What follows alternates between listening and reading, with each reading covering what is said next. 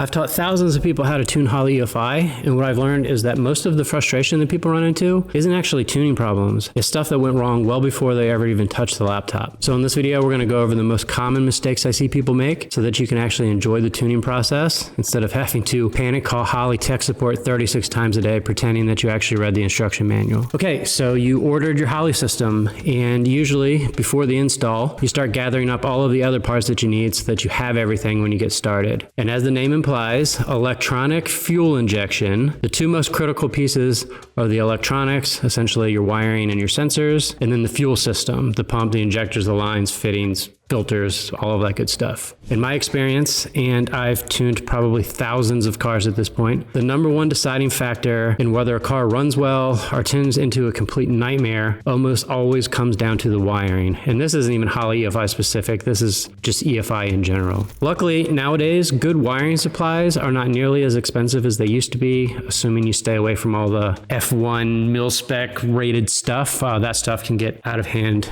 in a hurry. And there are a lot of really cool products on the market nowadays that make wiring easier, cleaner, and more reliable. I actually put together a list of websites that carry all of the stuff that I'm talking about, a bunch of the stuff that I'm personally using, and some of these companies I'm even, friends with, established relationships with, all that good stuff. So if you want me to send that to you, just click the link in the description and I'll email it over to you. And we'll cover wiring a little bit more specifically shortly. I just wanted to bring that up now because that literally ties into everything. Let's talk fuel system mistakes and the mistakes I see on a super regular basis. Absolutely, step number one when it comes to your fuel system is you need to know, even if it's just a roundabout number, you need to know roughly how much horsepower you plan to make and what type of fuel you plan on using. If you call an injector company and you say, I want to make 1,000 horsepower on a V8 on E85, they can tell you exactly what you need. You can refine it further with, what type of forced induction and a handful of other questions. But again, as long as you know a horsepower level, how many cylinders you have, what type of fuel you're using, you can usually get 99% of the way there. I bet I get about 50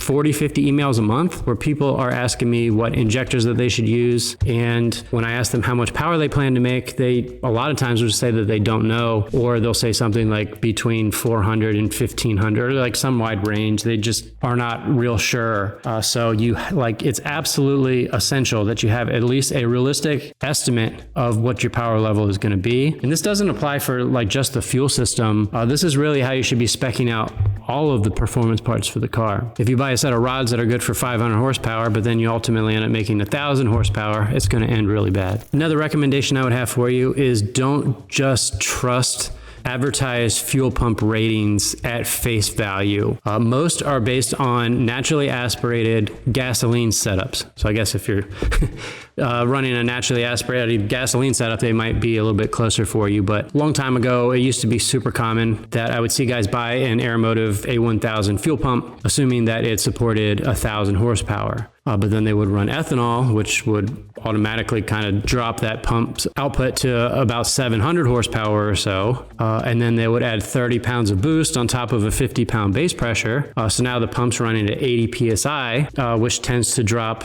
the efficiency of that particular pump by, I forget the exact numbers, let's call it 30 or 40%. So ultimately that fuel pump that was advertised to make 1,000 horsepower is now struggling to support 600 horsepower, which is obviously a huge difference. And you don't want to spend a bunch of money to end up in that situation. So if you're unsure, call the fuel pump manufacturer and actually have a conversation with them. Don't just go by what you read on their website and then place an order online and hope for the best. Next recommendation I have for you is to buy name brand fuel pumps from reputable sources, especially the in-tank fuel pumps. Even if you think you're buying a brand name from eBay or Amazon, there are a lot of counterfeit units out there. So definitely be careful. The counterfeit units never perform as well as the real ones. Next one I've seen cause a bunch of frustration to a lot of people and actually led to blown motors in some instances is to use high quality, properly sized fuel filters. I've seen cheap or undersized fuel filters cause endless issues. Good fuel filters are cheap, and they are extremely cheap when you compare them to the price of a new engine. This is one I like to consider a self-inflicted wound. I can't tell you how many ungodly, sketchy fuel pump installs that I've seen, both in tank and external. I've seen people using vacuum hose for fuel lines that, ruptures inside the tank and the thing has no fuel pressure. I've seen people people mount inline pumps that are, a foot above the fuel feed line, and then they're wondering why they're burning up pumps all the time. So if you need to mount a fuel pump and you're not sure exactly where or how or what to use, again, stop what you're doing and call the manufacturer. This next one has become a bigger problem, especially since Amazon has taken over the world, but make sure that you're buying real fuel system parts. Get your hoses, your fittings, and your lines from companies that actually make fuel system components. If you save $100 or whatever it is by buying all this cheap knockoff stuff off of Amazon, and then 6 months later the lines deteriorate internally and they trash your injectors, you're going to be out significantly more money than what you saved buying the cheaper fuel components. Again, especially if it ends up taking out a motor in the process. Okay, this next one can get overlooked, especially because it can kind of end up being a little bit more on the expensive side. But there's one place that you want to spend a little bit more money is make sure that you use high quality fuel injectors. I keep talking about this one, but it's so important. If you're running a Sniper, it comes with injectors, so there isn't really much you got to do there. But otherwise, I would say do your homework and make sure that you buy high quality fuel injectors. I personally have only used and sold Injector Dynamics injectors over probably like the last decade. I have a set of Injector Dynamics 1050X injectors in my personal car, and we've probably fixed 10 different cars over the last however many months that came in running a little bit questionable, even though everything in the tune kind of looked okay. We simply pulled out cheaper injectors, put in Injector Dynamics injectors, and all of the problems went away. So if you don't want to run Injector Dynamics, you want to look at something else, that's fine. But generally speaking, I would suggest that you stick with brands that specialize in fuel injectors versus the companies that just sell everything on earth. Some instances, some of these companies can make good stuff. They can actually create their own injectors or whatever the case may be. But the reality of it is there's a lot of companies out there that just buy boatloads of injectors from China or wherever else, and they just, put their sticker on the box or on the injector or whatever and mark the price up 5 times and then sell you that. Trying to learn how to tune on a car that has crappy or questionable or inconsistent injectors will make you hate the tuning process probably faster than anything else. This next one becomes significantly more important as the horsepower goes up, but make sure that you wire your fuel pump correctly. Use high quality, properly sized wire, a proper relay, and quality terminals, connectors, pins, grounds, whatever it is that you got to do. Just buy nice, high quality stuff. Do not wire your fuel pump with the stuff that you bought from the car audio section at Walmart. And when it comes to Holley specifically, I would never recommend powering the fuel pumps directly from the fuel pump wire on the Holley harness. I always run that particular power wire to a fuel pump dedicated relay that goes directly to the battery and then to the fuel pump. I forget the amperage rating on the wire that Holley has for the fuel pump, but it's not very high. It's not going to work in any high horsepower applications. This is just one more thing that if you run a dedicated relay specifically for the fuel pump, you don't have to worry about it. And it's just the way that I've done it on every install I've ever done. Okay, next let's talk about the infamous instruction manual. People will spend thousands of dollars on their EFI setups, but they won't spend 30 minutes reading the instruction manual. Or maybe even worse than that is that they will read the instruction manual and then they won't follow the directions that the manual gives them when it comes to installing this stuff. The most common mistake that I see kind of in this regard that proves that you either didn't read the manual at all or you didn't actually follow the advice given in the manual is the way that you run the power and ground wires for the ECU. When the manual says go directly to the battery, that doesn't mean your kill switch, it doesn't mean your alternator or distribution block or your starter. It doesn't mean shove the wires up your ass. It means connect those wires directly to the battery. There are no exceptions to this. This is probably wrong on 50% of the do-it-yourself installs that I see. Again, make sure you go directly to the battery. All right, now that that's out of the way, the next one that I want to touch on real quick is more of like a mechanical verification, meaning make sure that everything is right with the car before you start trying to tune the car or take it to a tuner. This one is a little bit tough because I'd like to hope and pray that nobody is like, I forgot to put an intake valve in cylinder number 7, but it should be all right. But crazy stuff like this does happen. I had somebody contact me. He was using a big name tuner. He was not happy with the results or how long everything seemed to be taking in terms of like getting the car finished and running good. And he sent me some pictures of the spark plugs, and they were just wildly inconsistent. Like 2 or 3 of them were just spray painted black. A few of them looked normal, and it was very clear that something was wrong. So I said, you either have a mechanical problem or you have an injector problem. For this to be this far off cylinder to cylinder, I very seriously doubt that this is going to be solved, with the laptop. So sure enough, it turned out the cylinders with the black spark plugs in them actually had different length push rods than all of the other cylinders. So stuff absolutely happens. Sometimes it's out of your control, or you didn't check it, or you didn't think to check it. But before you assume it's the tune, just take a step back and make sure that the car is correct. And if it's a new engine, like you didn't just take a carburetor off that was running great and convert to EFI, but it's like everything's new, just simply taking a little bit of time to do a compression and a leak down test before you get started tuning can save you a ton of time and frustration. If you got a cylinder that has 100% leak down, you're not going to have a very fun time trying to tune it. So you need to fix that first. Next mistake I see over and over and over again is O2 sensor placement. This one bites a lot of people in the ass, especially when they are impatient and they just want to start the car before they've finished buttoning everything up. So Holley says to install your O2 sensor 18 inches from the exhaust port, like at the head or off of the back of the turbo. And you're going to want it somewhere between 10 and 2 o'clock.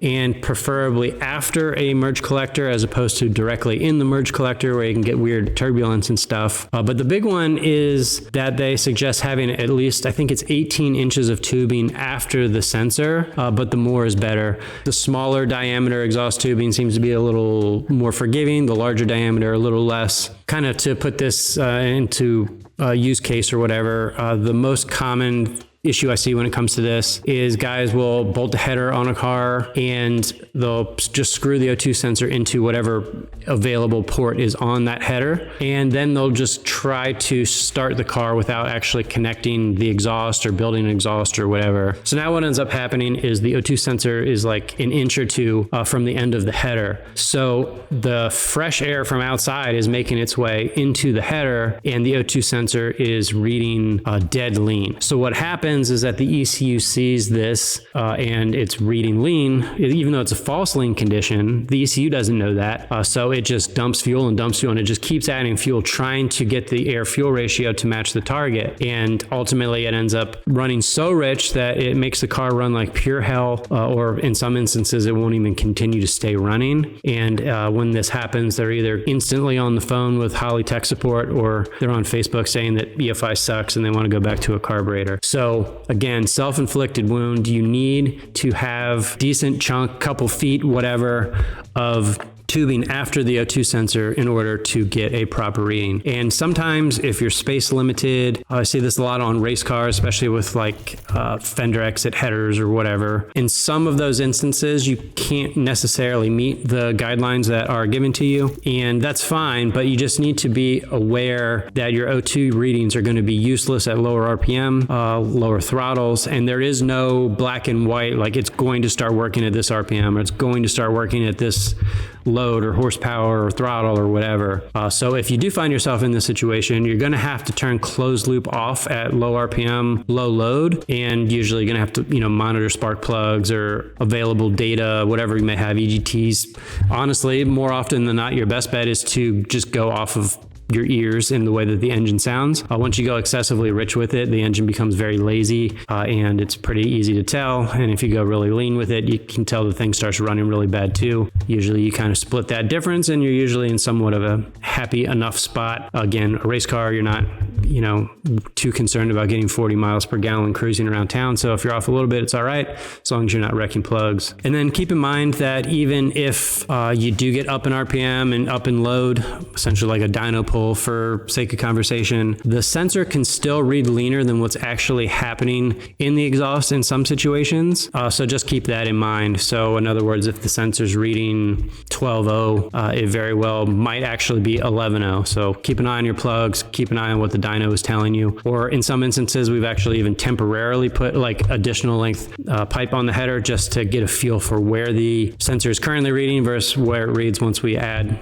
just a little bit of tubing. It varies varies drastically from car to car. Some seem to work just fine over a particular RPM, and other ones just never seem right all of the time. And sometimes what will really throw you for a loop is if you have, say, a nitrous car, you have two O2 sensors on each side that are right next to the end of the header, and then you also have 8 other O2 sensors that are in each individual cylinder. You might see that all 8 are reading one number, and then the 2 that are closer to the end of the exhaust can read something completely different. So again, the more sensors, the more data, kind of the better off that you are, as long as you can make sense of the data. It kind of sucks when it ends up confusing you more than if you didn't have the data to work with altogether. Again, that's where you start using spark plugs to get a better feel for which one you trust the most. Okay, situationally, I think this one can be one of the more trickier ones, but if you're using a Sniper, Terminator X, or even an HP ECU, this is far easier as you only have 4 inputs and 4 outputs.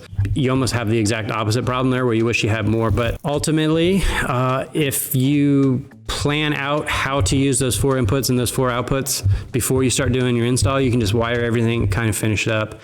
Where it becomes more difficult is when you have a Dominator and you're kind of trying to think 20 steps ahead. So if you wire up, 5 things, whatever they are right now, and then later decide you want to add this, and then a few months later you want to add that, and you just keep doing that, it's very difficult to not end up with a bunch of messy wiring. It becomes clear that you added this, you added this, you added this, as opposed to if you wire everything up right from the get-go, the installation almost always becomes a lot cleaner. So what I would recommend doing, if you're not going to fully populate the Dominator right from the get-go, is what I did with my car is, Dominator has 14 million inputs and outputs. So I ran wiring to the front of the car, I ran wiring to the inside of the car, and then I ran a bunch of wiring. And when I say wiring, I mean like inputs and outputs from the ECU. So now at any point in time, if I want to add anything to the car, I already have those inputs and outputs that are there. So we just need to essentially tie in whatever sensor. One, I think this makes it look cleaner as you're only like running the wiring through the car once.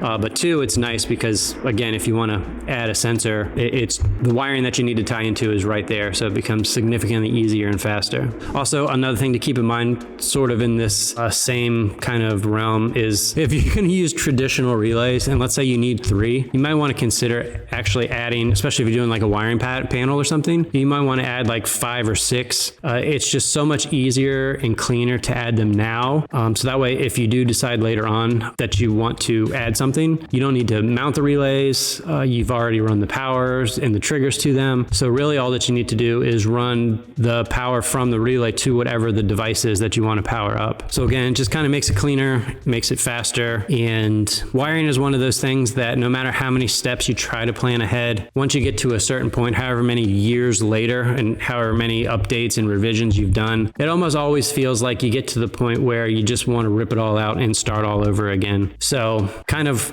on that note, and with that being said, if you don't know what you're doing when it comes to wiring, or you're not willing to spend the time to learn how to do it and not willing to put the effort in to try to make it look nice and presentable, it might be in your best interest to actually hire a professional to do the wiring for you. So like a basic Sniper or maybe even like a Terminator X install can typically be handled by any, performance shop that's competent. But if you're going to do like a fully populated Dominator race car install, and again, you're not confident doing it yourself, some people like the learning experience of doing something like that and are okay that the first and second and third and fifth and 10th time that they do it, they might not be 100% happy with it, but it's going to get better each time that you do it. But like I said, if you don't want to go down that road, I would suggest hiring like an actual wiring guy or like a shop that specializes in wiring, as opposed to just a generic speed shop. At that point of wiring a car,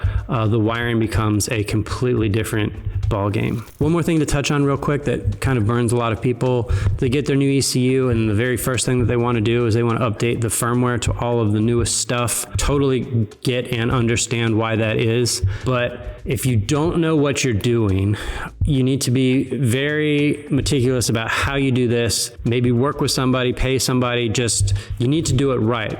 Ultimately, what I'm getting at is a lot of people get this brand new ECU. They will try to do a firmware update, have no idea what they're doing, and then ultimately end up bricking the ECU and ruining it before they ever even get started. So step 1 before you rush to do a firmware update is check and see in the firmware update notes what the new version of that firmware actually has that you want or need. Sometimes there will be a new version of firmware that maybe unlocks the ability to control, I don't know, 6-speed transmissions. And that's the only update, but you have a 4-speed transmission, so it doesn't even apply to you. So in those situations, it doesn't really make sense to take the risk of updating to the newer firmware. And then on the flip side of that, sometimes guys will buy an ECU and then they'll buy like a Pro Dash or something 2 years later. They're collecting all their parts before they actually do the install, and they'll install it, they'll plug the stuff in, and it doesn't work because the parts were made 2 years apart from one another. And then they're not sure why nothing's communicating, nothing's working. So I guess the exact opposite of